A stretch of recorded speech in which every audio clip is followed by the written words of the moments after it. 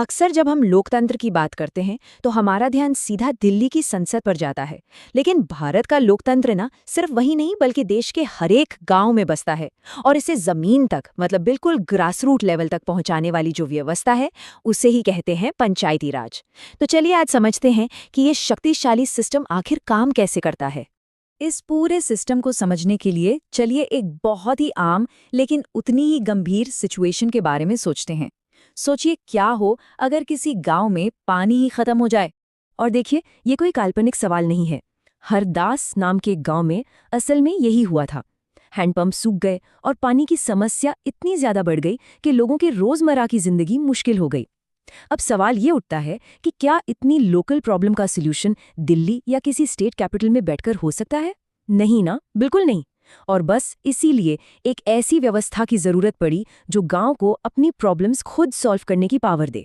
तो ये व्यवस्था है क्या? आखिर ये पंचायती राज जिसके बारे में हम बात कर रहे हैं है क्या चीज? चलिए इसे जरा डिटेल में समझते हैं। बहुत ही आसान शब्दों में कहें तो पंचायती राज लोकल सेल्फ गवर्नेंस का एक सिस्टम है। मतलब एक ऐसा तरीका जहां गांव के लोग खुद मिलकर अपने लोकल इश्यूज को मैनेज करते हैं, उनका सॉल्यूशन निकालते हैं। कह सकते हैं कि ये सरकार का सबसे ग्रास रूट, सबसे स्थानीय रूप है। और जानते हैं इस सिस्टम का सपना किसने देखा था? महात्मा गांधी ने। उन्होंने इसे एक नाम दिया था, ग्राम स्वराज। इसका सीधा सा मतलब है गांव का अपना राज। उनका मानना था कि सच्चा लोकतंत्र, असली डेमोक्रेसी संसद से नहीं बल्कि गांव से शुरू होती है। वैसे ये आइडिया कोई नया नहीं है, इसकी जड़ें तो बहुत बहुत गहरी हैं। सोचिए ऋग्वेद में भी सभा जैसे सेल्फ गवर्निंग विलेज बॉडीज का जिक्र मिलता है। खैर मॉडर्न इंडिया की बात करें तो 1959 में जवाहरलाल नेहरू ने इसे राजस्थान के नागौर में ऑफिशियली लॉन्च किया। लेकिन असली गेम चेंजर था 1992 का 73rd अमेंडमेंट।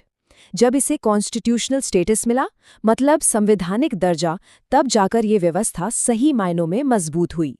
चलिए अब इस सिस्टम के दो सबसे इम्पोर्टेंट हिस्सों को समझते हैं।